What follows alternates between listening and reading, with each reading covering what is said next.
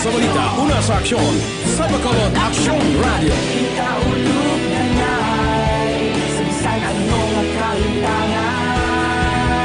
Responsable na pagbalita, pagdahil na ipalak na. Malasig pero sigurado, aksyon na may dalang at palanggan.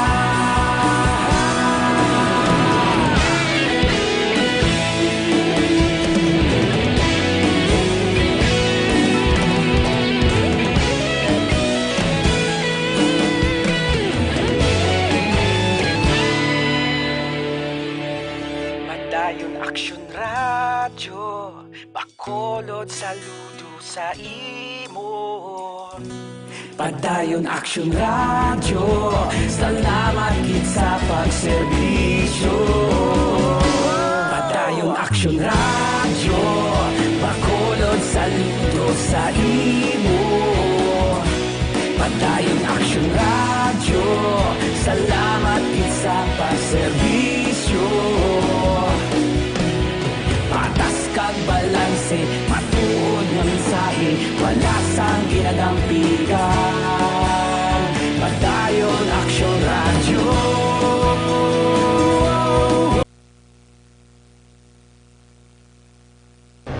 Aksyon! Balitang Bayan, Numero 1.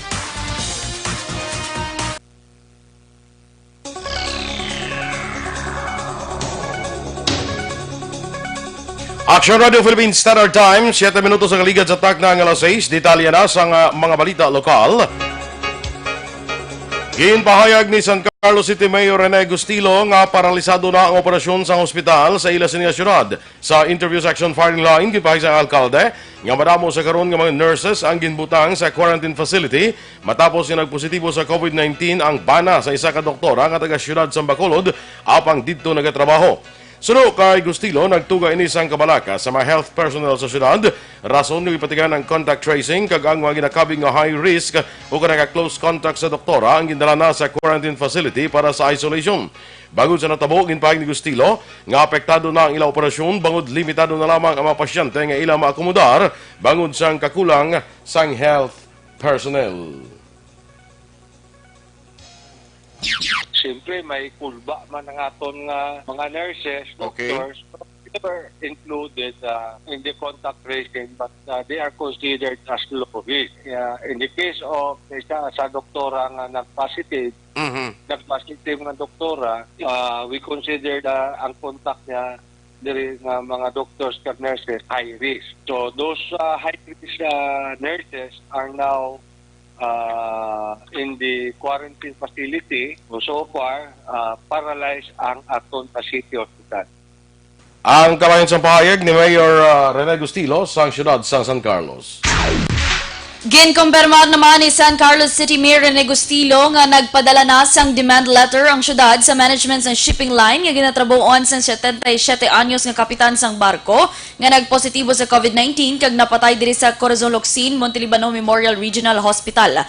Sa interview section firing line ginpahayag sa alkalde nga tuyo sa demand letter agud pasabton ang management angod sa mga ginlapas nga health protocols, particular na ang natabo nga ginaligar pagpanaog sang kapitan sa barko sa ila pagdungka sa Toledo, Cebu. Sunod kay Gustilo, klaro nga paglapas ang ginhimo sang kapitan, rason nga ang syudad ang may kabudlayan sa paghibalo, kundiin ang origin sang virus. Dugang pa ni Gustilo, nagpatigay na sang contact tracing ang syudad sa mga naka-close contact sang kapitan sang barko, kagin quarantine naman ang mga crew agud masiguro nga hindi maglapta ang virus. Samtang nagpatigay na sang contact tracing ang team sang syudad sa San Carlos sa mga persona nga naka-close contact sang 77 anyos nga kapitan sang barko na patay bangod sang COVID-19. Suno kay Mayor Renato Gustilo, may ginabatyag na nga balatian ang pasyente kag una ang ginbulong sa San Carlos City Hospital matapos may kabudlayan sa pagginhawa. Doon pa ni Gustilo, ang napatay ang kapitan sang barko nga biyahe sang cargo Toledo, Cebu, San Carlos Negros Occidental. Sunod sa alkalde nga bilang protocol sa COVID-19, dapat nga magtiner lamang sa sulod sang barko ang mga crew sini apang ini ang ginsupak sang kapitan kag nagwa agon magkaon samtang yara sa Toledo. Dugang pa ni Gustilo, nagpositibo man sa COVID-19 ang asawa sang kapitan. Inislang lunsay mga residente sang Batangas, kag temporaryo lamang nga nagatiner sa siyudad San Carlos. Ang pagkapatay sang kapitan amo ang unang na-record nga COVID-19 casualty diri sa Negros Occidental. Samtang nagsaka naman sa 1,208 ang kaso ng COVID-19 sa Western Visayas matapos nadugangan sa 50 kapanibag-o nagpositibo kag may 3 ka-authorized person outside residence ukon apor nga kalakip sa kaso.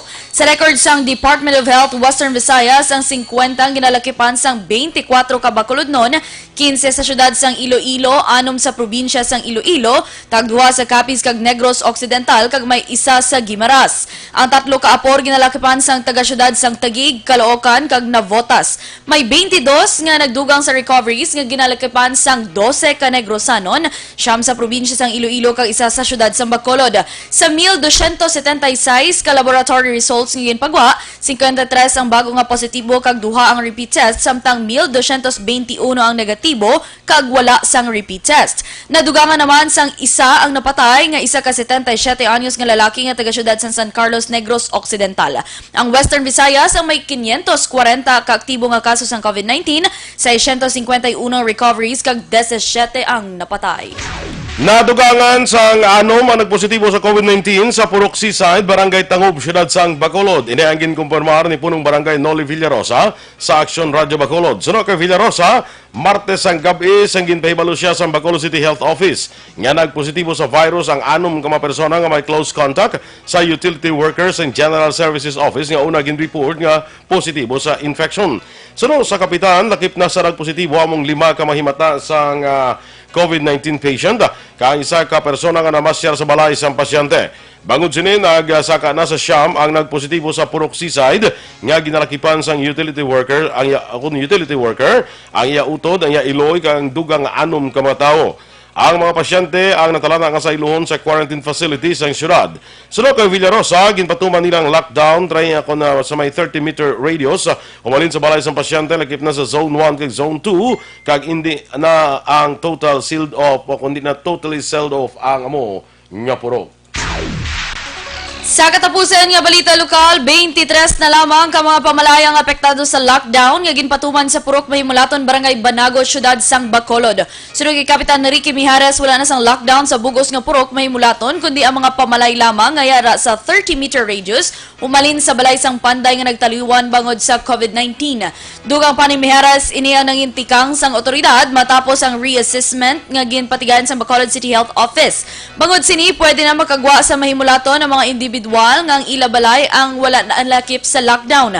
Sa karon nagpaidalom sa home quarantine si Mijares samtang nagaulat sa resulta sa iya sining swab test. Samtang ginpahayagman sang kapitan nga may 7 ka balay nga gin-sealed off sa Purok Bayanihan, Barangay Banago. Kasunod nga nagpositibo isa ka persona nga empleyado sang Office of the Senior Citizens Affair. Sunod kay Mijares, napaidalom na sa swab ang 9 ka mga himata sang COVID-19 patient sang nagligad nga adlaw Martes.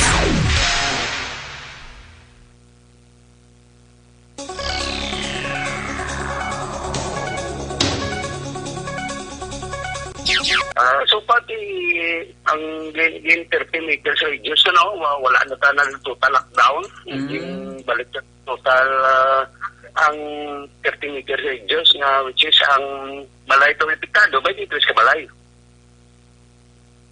Sa pagpahayag ni Kapitan Ricky Mijares. Aksyon Radio Philippines Standard Time, las 6:15. Kagsa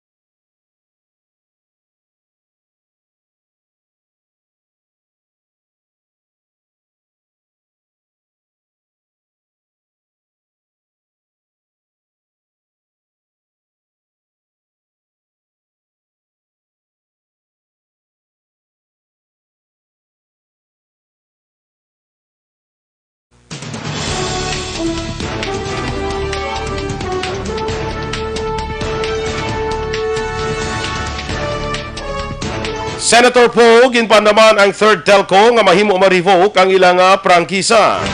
Samtang 7 ka senador ginapaimbestigahan sa COA ang gingastos ng gobyerno sa COVID-19 response. Ang mga balita nasyonal sa pagbalik sa aksyon, Balitang Bayan Numero 1.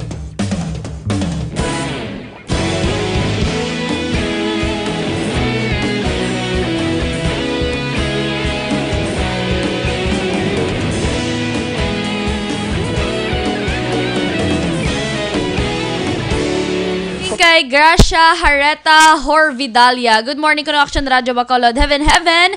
Kay Miss Lisa Joy Ilon Amoroso. Hi Miss Eden. Good morning kuno. Kay Jocelyn Kalamaan. Good morning Action Boy kag Action Eden. Kay Nings Villaluz. Good morning landa sa kay Myrna Liboon kag sa taga Kabugwason kay Boyet Villaluz. Kay Liza Vargas Palma. Good morning, Action Radio. Pa-shout out naman ko no Direction Boy sa La Castellana sa kay Nanay Flora Palma. Christine Miñez Villalobos, good morning. Kay Liza, Liza Vargas Palma, yes. Kay Tita Jean Gorosin dira sa San Carlos City, good morning, Action Eden. Kay Alex Fuentes, good morning, Action Balita Bayan Numero 1, Action Miss Eden. Kag happy Thursday, keep safe. Salamat. Kay Toto Red, Ray Samuel Macaranas Galantaw, gid. Kay Sir Amik Garcinego, Action Boy, ang bali, good morning, Team Boy din. May team. Boy Dor. Boy Dors kita yan, Boy din. Pwede man guro Ren din na lang, be. Kay actually si Sir Boy Renato, ni siya mo. Boy The, abe. Boy The. Pwede man para maiba naman, ha? Boy The, kay Thea mo. Mga hidden names na wala, hindi na napag-iyan, ha? Pag-ungkaton. Sa Great Britain siya. Si Amik. True. Rika Joy Campbell, good morning. Kay Klein Harden, good morning sa tanan.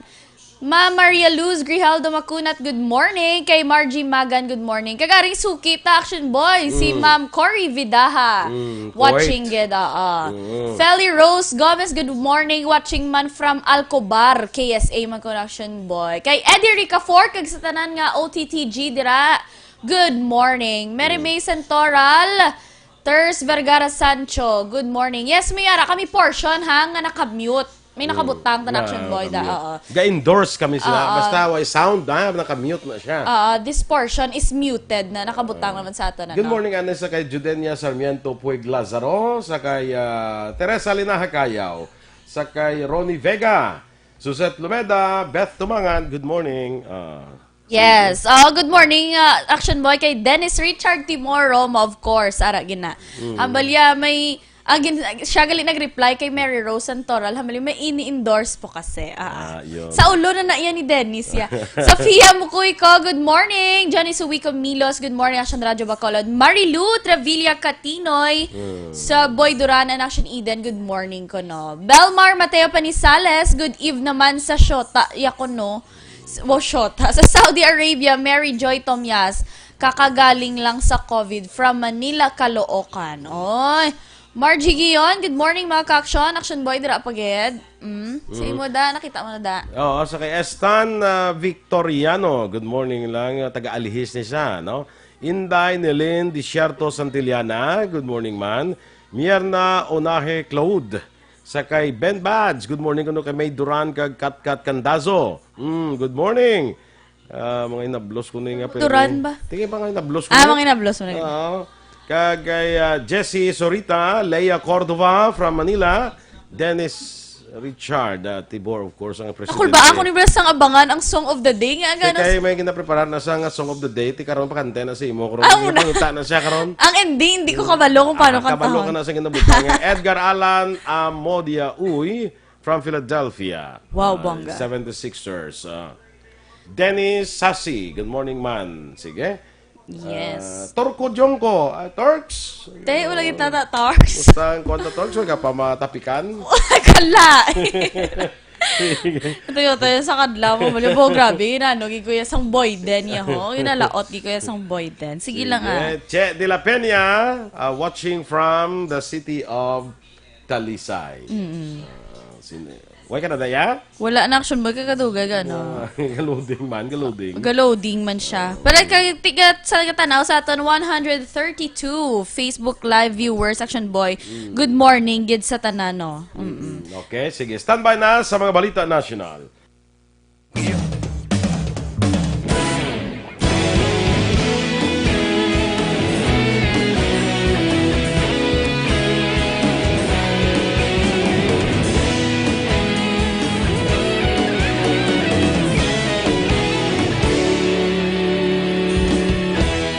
Agapasang banwa, mabugaw na hangin, agadapyan na. Ikaw nang ginapamatian namon ginasandigan. Tingog sang probinsya, kamatuuran ginapalap na. Minsay nga may dala, paglaom kag kasanag. Tinuig na nagligan, ikaw gihapon ang ako nga istasyon. Sa pagbudlak sang adlaw, sa pagtuhaw sang biton. Mga balita nga dala inspirasyon. Aksyon radyo, bakolod man sa gihapon.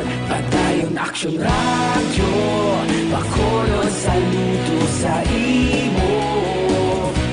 Padayon aksyon radyo, salamat kisa pagserbisyo. Patas kag balanse, matuod nga mensahe, wala sang hinadang pilihan. Padayon aksyon radyo.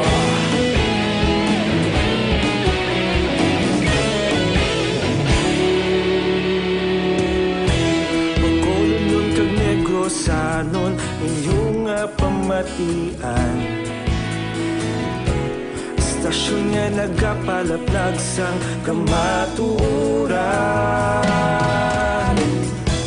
Mabakod nga prinsipyo, reporter handa sa serbisyo. Kahapon, karon kag sa gihapon, kita magapadayon. Tinuig na nagligan, ikaw gihapon ang ako nga Aksyon! Balitang Bayan, Numero 1.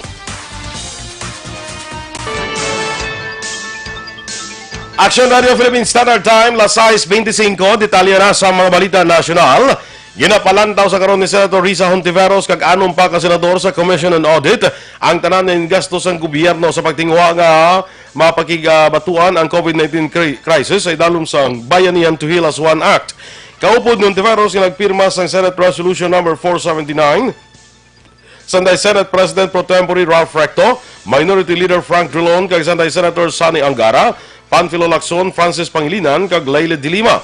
Sa resolusyon, ginapahayag ni Hontiveros ang pagbakal sa gobyerno sa automated nucleic and acid extractors sang 4 milyones pesos sa piyak nga may nabakal ang pribado sektor nga 1.75 milyones pesos lang ang presyo. Sunod sa senadora, hindi dapat halo ang pag-usisa sa gingasto kung hindi dapat halugan ang pag-usisa sa ginagasto ang kwarta sa pungsod sa piyak may pandemic agon masiguro nga wala ginbulsa ang buwis halin sa pumunuyo. Nadugangan naman sa 1,874 ang kasos ng COVID-19 sa Pilipinas, rason nga nagsaka na sa 85,486 ang kabilugan nga kaso nga may 56,528 kaaktibo. Sa report sa Department of Health, nagsaka sa 26,996 ang kabilugan nga recoveries matapos nadugangan sa 388. Samtang 1,972 ang kabilugan nga napatay matapos nadugangan sang 16.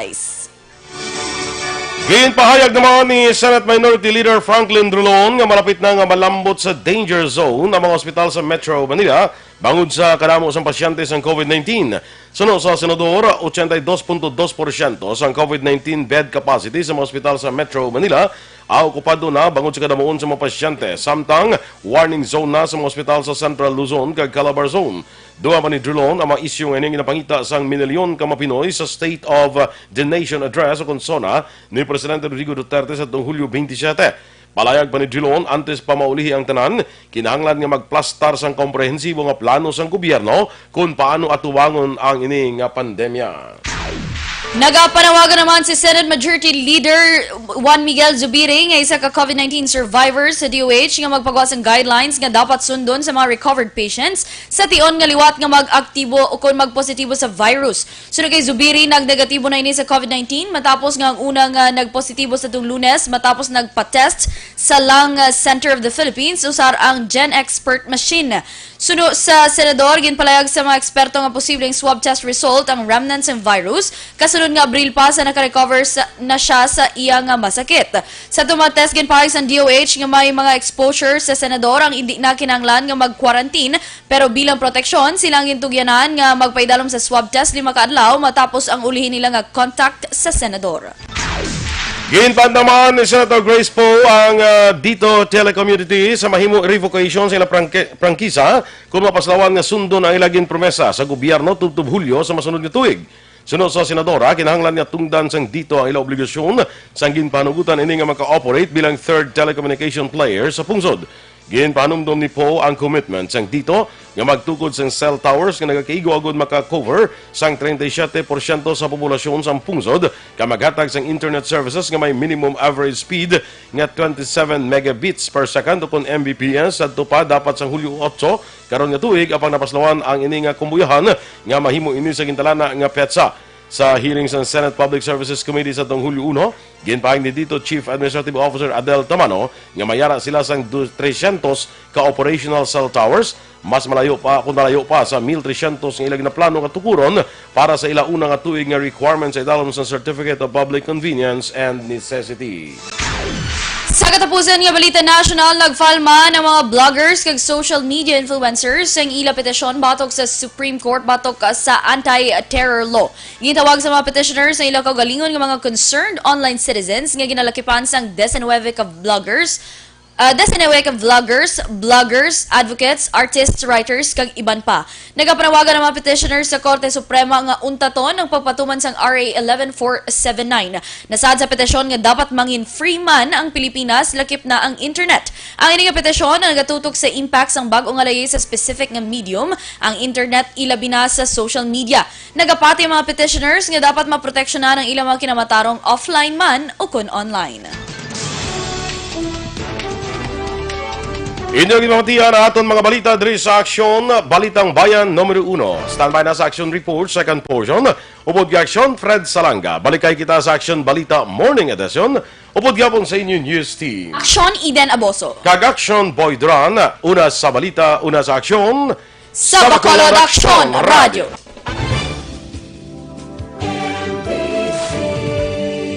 Manila Broadcasting Company. Sa balita, komentaryo, isyu, serbisyo publiko.